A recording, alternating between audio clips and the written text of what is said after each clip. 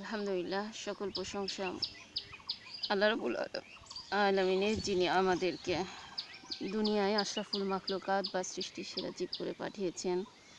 দুরুদ ও সালাম জানাচ্ছি রাসূলুল্লাহ সাল্লাল্লাহু আলাইহি ওয়াসাল্লামের প্রতি, সালাম জানাচ্ছি সাহাবীগণ এবং মুজাহিদগণদের প্রতি, যারা যুগে যুগে আল্লাহর দ্বীন প্রতিষ্ঠার জন্য কাজ করে গিয়েছেন এবং এখনও যারা কাজ করে যাচ্ছেন। আসসালামু আলাইকুম ওয়া রাহমাতুল্লাহি ওয়া বারাকাতুহু। ধারাবাহিক হাদিস অধ্যয়নের মধ্যে আজকে ২৬ নম্বর হাদিস অধ্যয়ন করব। হযরত আবু সাঈদ খুদরি রাদিয়াল্লাহু আনহু হতে বর্ণিত, আনসারদের কিছু লোক হযরত রাসূলুল্লাহ সাল্লাল্লাহু আলাইহি সাল্লামের কাছে সাহায্য প্রার্থনা করলেন। তিনি তাদের দান করলেন, তারা আবার প্রার্থনা করলেন, তিনি আবার দান করলেন, এমনকি তার নিকট যা কিছু ছিল তার সবই শেষ হয়ে গেল। তার হাতের সব কিছু দান করার পর তিনি তাদের বললেন, আমার নিকট যা সম্পদ আসে তা আমি তোমাদেরকে না দিয়ে জমা করে রাখি না। যে ব্যক্তি পবিত্র হতে চায় আল্লাহ পাক তাকে পবিত্র রাখেন। যে ব্যক্তি কারো মুখাপেক্ষী হতে চায় না আল্লাহ পাক তাকে স্বনির্ভর করে দেন। যে ব্যক্তি ধৈর্য ধারণ করতে চায় আল্লাহ পাক তাকে ধৈর্য ধারণ করার তৌফিক দান করেন। ধৈর্য অপেক্ষা উত্তম ও প্রশস্ত আর কোনো জিনিস কাউকে দান করা হয়নি। বুখারী ১৪৬৯, ৬৪৭০, মুসলিম ১০৫৩। এছাড়া তিরমিজি, নাসাই, আহমদ, মুয়াত্তা ইবনে মালিক, দারিমি হাদিস গ্রন্থে এই হাদিসটি এসেছে। দেখেন, হাদিস থেকে আমরা স্পষ্ট বুঝতে পারছি হাদিসগুলো একেবারেই সোজা, সবাই বুঝতে পারবে।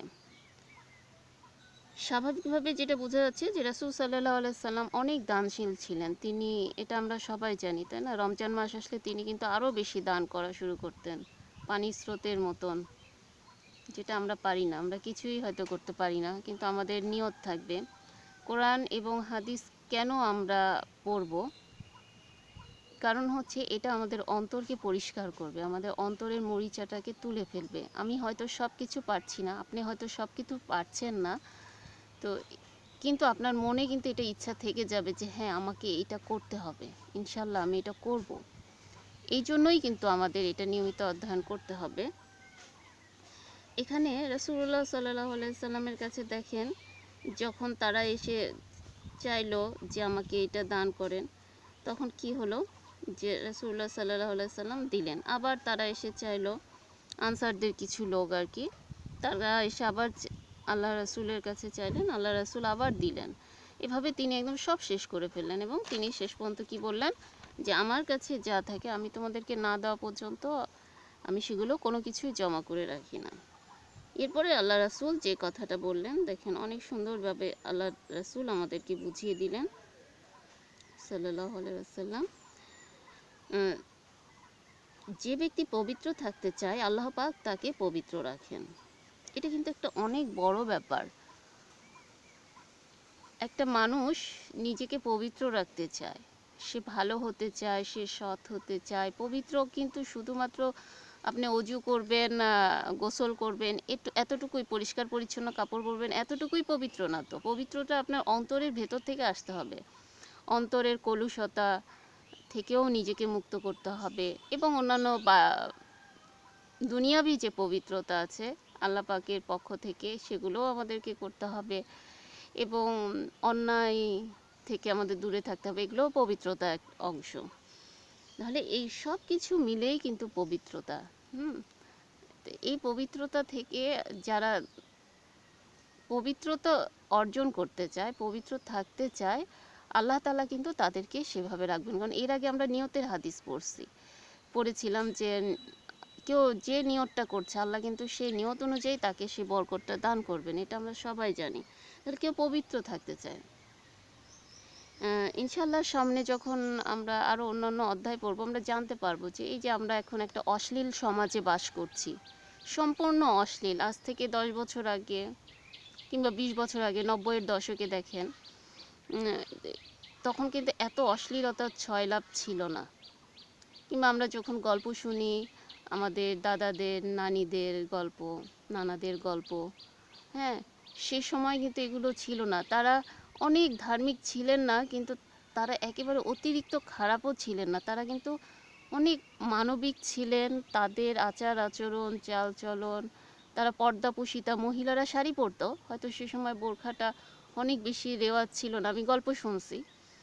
আমার জীবনের একটা গল্প বলি, যে সামান্য একবারই পরে একটা মাঠ, মাঠ বলা যায় না, এটাকে খলা বলে গ্রামের ভাষায়। এখান থেকে ওই বাড়িতে হচ্ছে আমার এক আত্মীয়র মায়ের বাড়ি। তো সেই যুগে, কত অনেক বছর আগে, সেটা সম্ভবত পাকিস্তান পিরিয়ডের এই গল্পটা। সেই যুগে কি করলো, তিনি, তাকে সেই সময় যে একটা পাড়ালা শাড়ি দেওয়া হয়েছিল আমার সে আত্মীয়কে, এটা পাড়ালা শাড়ি পরে সে এই বাড়ি থেকে শুধুমাত্র ওই খলাটা পার হয়ে, অর্থাৎ একটা দুইটা বাড়ি পারের মতন একটা মাঠ আছে যেখানে মানুষ ধান শুকায়। এটা গ্রামের ভাষায়, আপনারা যারা গ্রামে থাকেন জানেন, এটাকে খলা বলা হয়, উঠান বলে অনেকে। তো এই বড় খলাটা পার হয়ে শুধুমাত্র সে মায়ের বাড়ি যাবে, এটা কিন্তু সে যায়নি। কারণ এটাকে তিনি চিন্তা করছেন যে না, সে ঘুমটা দিয়ে যাবে, তারপর বলছে যে ছেলেরা যদি আমার দিকে তাকায়, সুবহানাল্লাহ, চিন্তা করা যায় যে তাদের ইমানটা কি পর্যায়ে ছিল। আর আজকে আমাদের অশ্লীলতার ছয়লাভ, এখানে আমরা কোনো মতেই আমাদের ছেলে মেয়েদের ঠেকাতে পারতেছি না, এবং আমরা নিজেরাও এখন ভীত সন্ত্রস্ত হয়ে বসে থাকছি যে আল্লাহ পাক কি করবেন, কি অবস্থায় আমাদের দুনিয়া থেকে আমরা বিদায় নিব।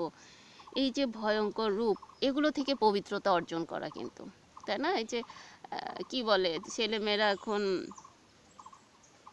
কনসার্টে যাচ্ছে, তারপরে ছেলেমেয়েরা উশৃঙ্খল হয়ে যাচ্ছে, মা বাবা তাদেরকে ধরে রাখতে পারছে না। আবার দেখা যাচ্ছে মা বাবার ফ্যামিলি থেকেও তারা শিখছে এগুলো অনেক কিছু।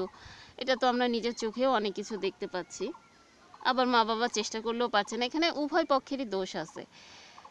তো এখানে মূল বিষয়টা হচ্ছে আমাদের ইসলামিক সরকার ব্যবস্থা নেই, এটা হচ্ছে ১ নম্বর সমস্যা। ২ নম্বর সমস্যা হচ্ছে এই যে আধুনিকতার ছয়লাভের নামে যে অশ্লীলতার প্রসার ঘটছে, এর কারণে এই নোংরামিগুলো ছড়ায় পড়ছে। আর এটাই শয়তানের সবচেয়ে বড় হাতিয়ার। যুব সমাজ যখন ধ্বংস হয়ে যাবে, একটা যুব সমাজ জিহাদ না করে, আল্লাহর দিন প্রতিষ্ঠার চিন্তা না করে, সে হালাল রুজির চিন্তা না করে, সে শুধুমাত্র চিন্তা করছে যে একটা মেয়েকে বিয়ে করবে কিভাবে, তার সাথে কিভাবে ঘোরাফেরা করে যাবে, হ্যাঁ নাউজুবিল্লাহ, মানে শুধুমাত্র তার ভেতরে এই চিন্তা যখন কাজ করছে, বুঝতে হবে যে শয়তানের ওয়াসওয়াসা ছাড়া আর কিছু না। এবং তারপরে দেখা যাচ্ছে কি, বিভিন্ন ধরনের অপকর্ম, এটা তো আমরা সবাই জানি। এখন মূল বিষয়টা আমি যেটা বলছি, এখানে কে কিভাবে শয়তানের খপ্পরে পড়বে, আল্লাহ সবাইকে হেফাজত করুন। আমরা শেষ জামানায় চলে আসছি, এটা শুধু আমি না, আমরা যারা এখন বসবাস করতেছি এটা সবাই জানতেছে যে শেষ জামানায় চলে আসছি। মনে হচ্ছে যে পাহাড়ের সেই গুহার মধ্যে যে আমাদেরকে অবস্থান নিতে হবে। আল্লাহ রক্ষা করুক। তো এখানে আমি এইটা এত কথা বলার মূল উদ্দেশ্য কিন্তু একটাই, সেটা হচ্ছে যে পবিত্রতা বলতেই শুধুমাত্র আমি অজু গোসল করলাম এতটুকু পবিত্র না। পবিত্র মানে আমার সব কিছু পবিত্রতা। আমি অশ্লীলতা থেকে নিজেকে রক্ষা করতে পারছি কিনা, আমি নিজেকে অন্যায় কাজ থেকে রক্ষা করতে পারছি কিনা, সব কিছুই কিন্তু পবিত্রতা। হ্যাঁ, তাহলে আমি এখানে, কেউ যখন এই পবিত্র হতে যাবে, তখন কিন্তু আল্লাহ তাআলাও তাকে পবিত্র রাখবেন। সুবহানাল্লাহ, এটা হচ্ছে সবচেয়ে একটা বড় বিষয়।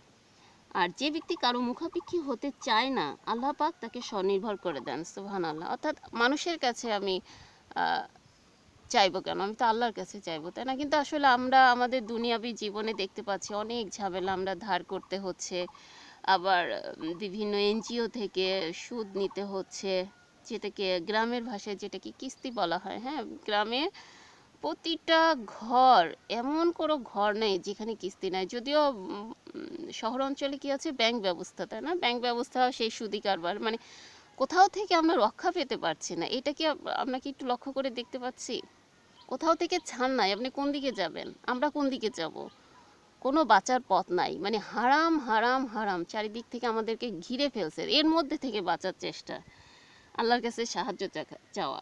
এই জন্য এখানে বলা হচ্ছে কেউ যদি স্বনির্ভর হতে চায়, আল্লাহ কিন্তু, সে কারো মুখাপেক্ষী না, সে শুধু আল্লাহর কাছে যাচ্ছে, সেক্ষেত্রে আল্লাহ তাকে স্বনির্ভর করে দিবেন ইনশাআল্লাহ। সুবহানাল্লাহ। যে ব্যক্তি ধৈর্য ধারণ করতে চায় আল্লাহ পাক তাকে ধৈর্য ধারণ করার তৌফিক দান করবেন। এটা গতদিনেই বলেছিলাম লাইভে। আসলে আমরা বিভিন্ন সময় ধৈর্য ধরতে পারছি না, আমাদের সেই ইমানটা নেই, তারপর আল্লাহর কাছে আমাদের সাহায্য চেতে হবে। এবং কোরআন হাদিস যখন পড়বো তখন এই বিষয়টা দেখেন, ইয়াকুব আলাইহিসসালাম কিন্তু কেমন ধৈর্য ধরেছিলেন, আল্লাহু আকবার। যখন তার অন্যান্য ছেলেরা এসে বলল ইউসুফ আলাইহিসসালামকে নেকড়ে ভাগ খেয়ে ফেলেছে, তখন কিন্তু তিনি যেহেতু নবী ছিলেন, তিনি কিন্তু বুঝতেই পারছিলেন যে তার এই সন্তানগুলো তার সাথে নিশ্চয়ই কোনো কিছু লুকাচ্ছে, এরকম একটা অবস্থা। তিনি কিন্তু খালি মুখ ফিরিয়ে নিয়ে বলেছিলেন যে আমি আমার আল্লাহর কাছেই সব কথা বলবো, এরকম আর কি, আমি আমার রবকেই সব বলবো। ওই যে তিনি তখন থেকে ধৈর্য ধরলেন, কাঁদছেন, তার চোখ অন্ধ হয়ে গেল। আল্লাহ রবুল আলমিন পরবর্তীতে তাকে দীর্ঘদিন পরে তাকে যে সুসংবাদ দিলেন, ইউসুফ আলাইসাল্লাম পরে যখন তিনি মিশরের খাদ্যমন্ত্রী হলেন। তাহলে এইখানে দেখেন ধৈর্যটা কেমন, এই নবীদের কাছ থেকে দেখলে আমরা শিখতে পারবো। আল্লাহু আকবার। তাই আমরা কিন্তু এভাবে চেষ্টা করলে আল্লাহ তাআলাও আমাদেরকে কবুল করবেন ইনশাআল্লাহ। এখন আমাদের যে সমস্যাগুলো আমাকে নিজেকে সলভ করতে হবে, আল্লাহর কাছে অবশ্যই সাহায্য চেতে হবে, এবং যেহেতু সাহায্য চেয়ে আল্লাহকে বলতে হবে আল্লাহ আমার এই সমস্যা, এখন আমি কি করব, আমাকে পথ দেখাও। তাই বলে অন্যায় পথে যাওয়া যাবে না। যেমন এই কথাগুলো বারবার চলে আসছে, কারণ সমাজের যে অবস্থা, যে ইদানিং যেটা দেখতে পাচ্ছি, আত্মহত্যা ভয়ঙ্কর রূপ ধারণ করেছে। মানে কি একটা অবস্থা, মেসাকার অবস্থা যেটা বলা যায়, যে কোনো কথাই নাই যে আত্মহত্যা করে বসতেছে, নাউজুবিল্লাহ। তো এই অবস্থা থেকে আল্লাহ আমাদের হেফাজত করুন, এই শয়তানের ওয়াসওয়াসা থেকে। এই জন্য এখানে আল্লাহ রাসূল বলেছেন, কেউ যদি ধৈর্য ধারণ করতে চায় আল্লাহ পাক তাকে কিন্তু অবশ্যই ধৈর্য দান করার তৌফিক দান করবেন। আর ধৈর্য অপেক্ষা উত্তম ও প্রশস্ত আর কোনো জিনিস কাউকে দান করা হয়নি, সুবহানাল্লাহ। ঠিক আছে, ধৈর্যটা কি অনেক উত্তম এবং অনেক প্রশস্ত, যা এর চেয়ে আর সুন্দর কাউকে আর কিন্তু দান করা হয়নি। এটা আমরা নবী রাসূলের জীবনী থেকেই দেখতে পারি, সাহাবীদের জীবন, তাবিঈনদের জীবন, এবং এখনও যারা ইসলামী আন্দোলন করছে তাদের জীবনের এই ধৈর্যগুলো আমরা দেখে শিক্ষা অর্জন করতে পারি। এবং আল্লাহর কাছে সবার আগে যেটা করব, আল্লাহর কাছে আমরা সাহায্য চাইবো যে আল্লাহ আমাদের জীবনের যে সমস্যাগুলো সেগুলো তুমি সমাধান করে দাও। আল্লাহ পাক সব পারেন। তো এখানে ধৈর্যশীলদের জন্য আল্লাহ তাআলা সূরা জুমার 10 নম্বর আয়াতে কিন্তু একটা কথা বলে দিয়েছেন, ধৈর্য ধারণকারীদেরকে অসংখ্য পুরস্কার পূর্ণভাবে দেওয়া হবে, সুবহানাল্লাহ। তো আল্লাহ রাব্বুল আলামিন আমাদের সবাইকে দানশীল হওয়ার, পবিত্র থাকার এবং তৌফিক দান করুন, এবং আল্লাহ তাআলা আমাদের সবাইকে স্বনির্ভরতা দান করুন, আমাদের সবাইকে ধৈর্যশীল হওয়ার তৌফিক দান করুন। আমিন ওয়া তৌফিক ইল্লা বিল্লাহ। সুবহানাকাল্লাহুম্মা ওয়া বিহামদিকা আশহাদু আল্লা ইলাহা ইল্লা আনতা ওয়া আস্তাগফিরুকা ওয়া আতুবু ইলাইক। আসসালামু আলাইকুম ওয়া রাহমাতুল্লাহি ওয়া বারাকাতুহু।